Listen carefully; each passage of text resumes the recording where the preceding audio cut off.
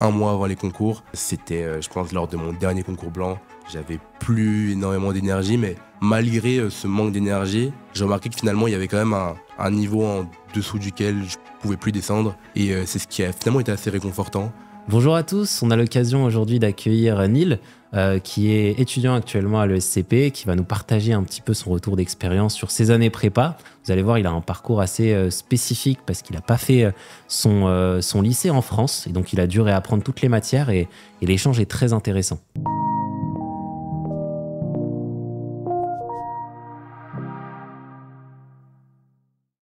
Je suis bruxellois, je viens de Belgique, vraiment, donc système éducatif belge.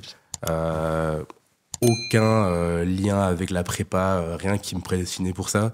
Bon, c'était le système belge, voilà, qui devait me pousser vers les universités en Belgique. Mais j'avais un cousin donc, qui m'avait parlé un peu de la prépa et des opportunités qu'on pouvait avoir. Et donc, malgré le fait que il y avait plein de matières que j'avais pas nécessairement abordées au lycée, voire une grande partie quand même, finalement, la philo, jamais fait, pas de l'espagnol non plus, et la géopolitique, finalement, j'en avais jamais réellement fait. Je suis arrivé un peu comme ça en terrain nouveau et finalement j'ai dû conquérir un peu tout ça. Mais vous faisiez quoi en Belgique du coup? C'était quoi les matières? Voilà, en fait, moi, dans mon option, c'était vraiment plus tourné scientifique. Donc au moins, les maths, ça, c'est quelque chose vraiment sur lequel ça se passait assez bien. Mais donc, c'est vrai qu'on n'avait pas autant de matières différentes, ou du moins qui étaient plus adaptées pour la prépa ECG. Donc toutes les matières, tu as dû les découvrir en prépa? J'ai dû redécouvrir pas mal, en effet. Et quand tu es arrivé, est-ce que tu as vu déjà le contre-coup, ou ça se passait déjà super mal au début, ou comment ça se passait? Totalement, déjà rien que pour la LV2. Donc ma LV2 à la base au lycée, c'était l'anglais, qui est devenu ma LV1 en prépa, et donc j'ai dû réapprendre pendant l'été entre la terminale et la prépa l'espagnol. Mais vraiment, je suis parti vraiment dans cet état mental dans lequel je devais tout apprendre. Et à partir de là, vraiment, je me disais, sois humble et écoute tout ce qu'on a à t'offrir au sein de ma prépa. Et c'est plutôt bien passé.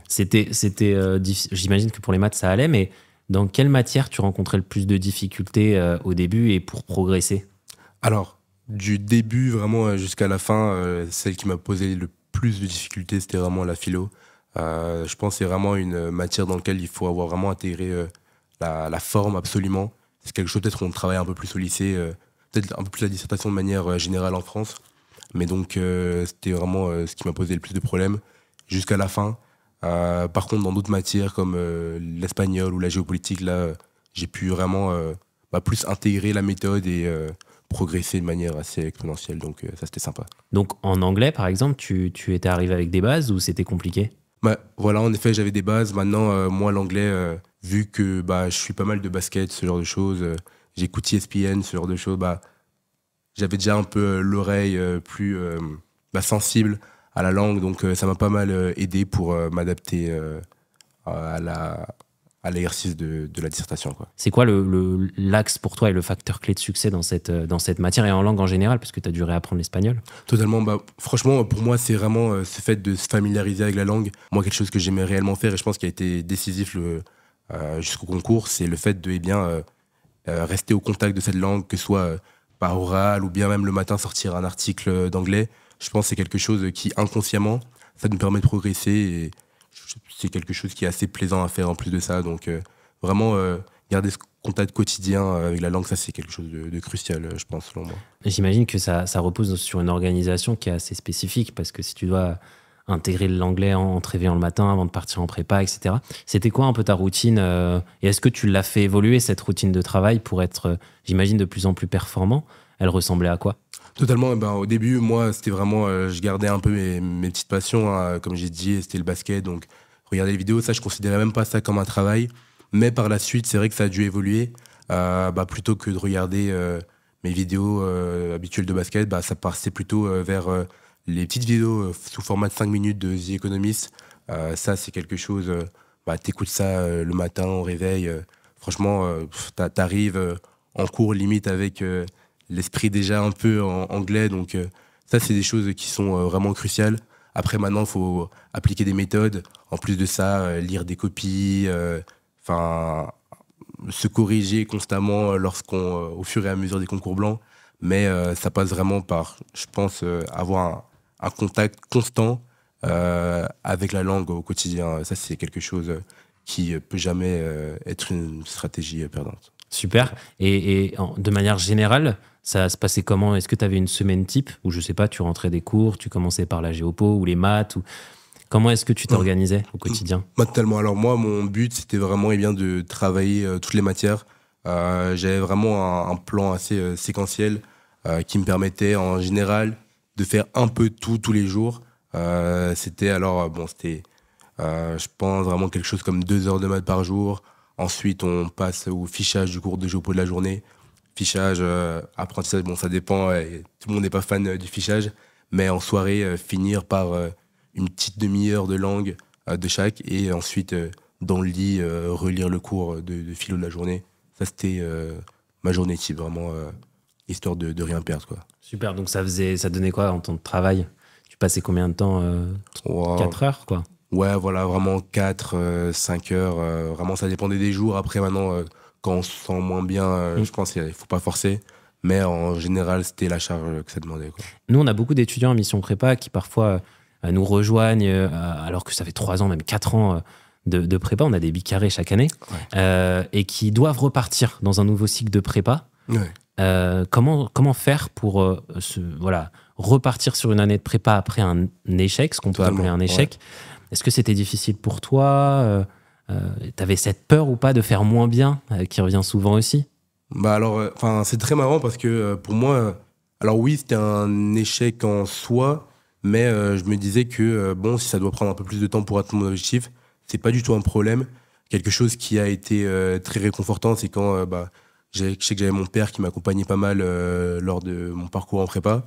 Dès que je lui ai fait part du fait que voilà, je voulais peut-être repartir un an de plus pour atteindre les écoles que je voulais, il n'a pas hésité une seule seconde. Donc pour moi, ça a été beaucoup plus facile de repartir en cube. Il n'y a pas eu plus de doutes. J'ai vraiment passé un été pendant lequel je me suis vraiment ressourcé. J'ai coupé net avec la prépa. Et donc une fois que j'étais en septembre, lors de ma cube, je savais que voilà, j'étais là pour tout donner et que j'allais atteindre à tout prix mon objectif. Et donc c'est ce qui s'est passé finalement. Et donc c'est super. Donc finalement, tu n'as pas eu de moment de doute, de moment de flottement où tu avais la pression, où tu t'es dit, voilà, les concours, ce sera difficile? Alors, en vrai, je mentirais si je disais qu'il n'y a pas eu de petits moments de doute. En réalité, le paroxysme de ces doutes, c'est vraiment arrivé 1 mois avant les concours. C'était, je pense, lors de mon dernier concours blanc. J'avais plus énormément d'énergie, mais malgré ce manque d'énergie, j'ai remarqué que finalement, il y avait quand même un niveau en dessous duquel je pouvais plus descendre. Et c'est ce qui a finalement été assez réconfortant.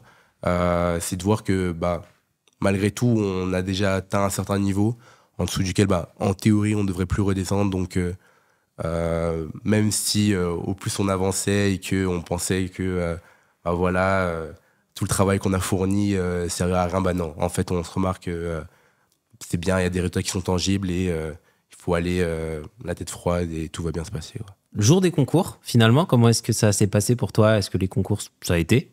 Ou t'étais pas serein? Écoute, moi, le jour des concours, j'ai abordé à peu près toutes les matières sereinement. Je sais que la matin m'a fait assez flipper.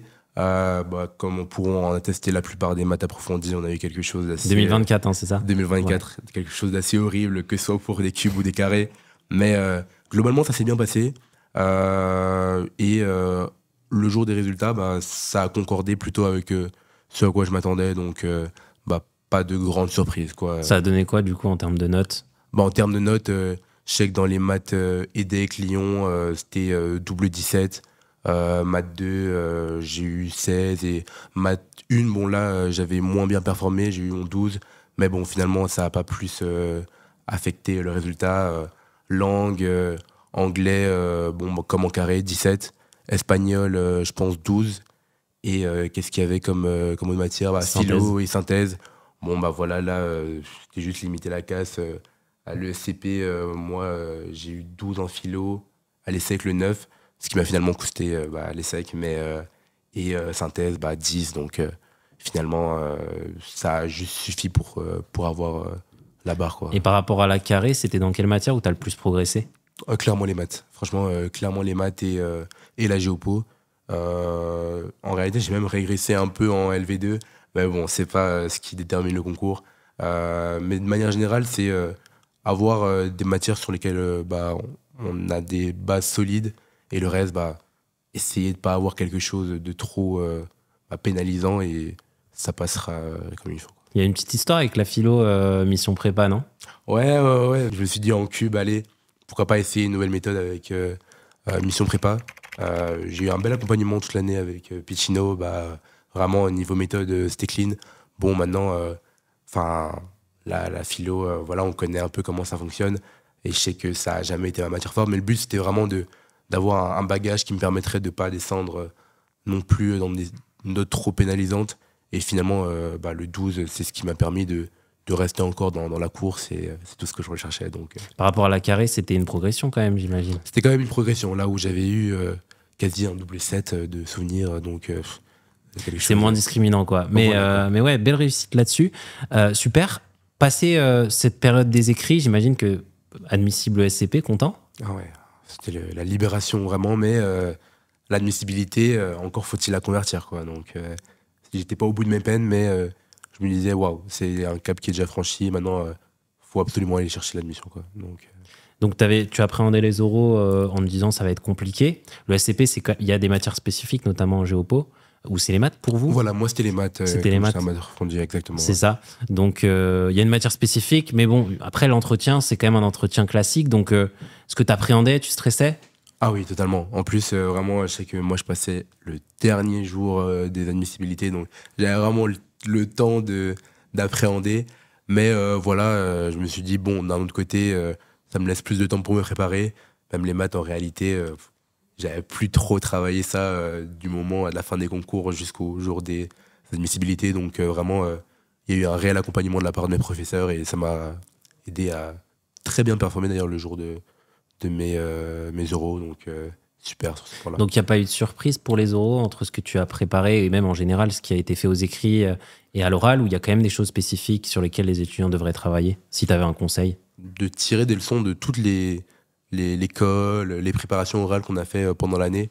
Je sais que nous, en tout cas en maths, on nous incitait beaucoup à prendre la parole lors de mes cours avec mes professeurs. Donc c'est quelque chose qui a finalement été assez naturel le jour J, même si j'étais arrivé assez stressé. Ça m'a pas paru être un exercice aussi étranger. Donc je pense que c'est vraiment se rappeler de tout ce qu'on a fait avec nos professeurs. Ça peut être assez clé. Super. Pour terminer, on aime bien finir par cette question. Si tu avais un conseil, un peu pour résumer aussi, et voilà, il y a deux questions en l'une en fait. C'est un conseil et comment est-ce que tu expliquerais toi ta propre réussite? Je pense que c'est en lien aussi, le conseil que tu donneras sera en lien avec ce facteur clé de succès pour inspirer et conseiller les étudiants qui nous écoutent. Alors, moi, le conseil vraiment que je donnerais à quiconque écoute le podcast aujourd'hui, c'est vraiment de rester fidèle à ses objectifs. Je sais que moi, j'avais pas nécessairement le profil type de l'étudiant qu'on recherche en classe préparatoire, n'ayant pas fait quasiment la moitié des matières auxquelles on est prédestiné.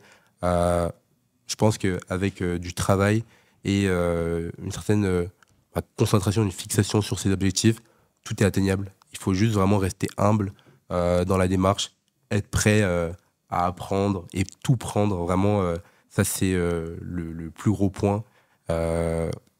Toujours se remettre en question dans ce que l'on fait et c'est indéniable, on va progresser et ainsi qu'on pourra finalement atteindre ses objectifs. Moi, c'est Magnifique. Merci beaucoup Neil en tout cas pour le temps. Merci à toi Samir. À bientôt. À très bientôt.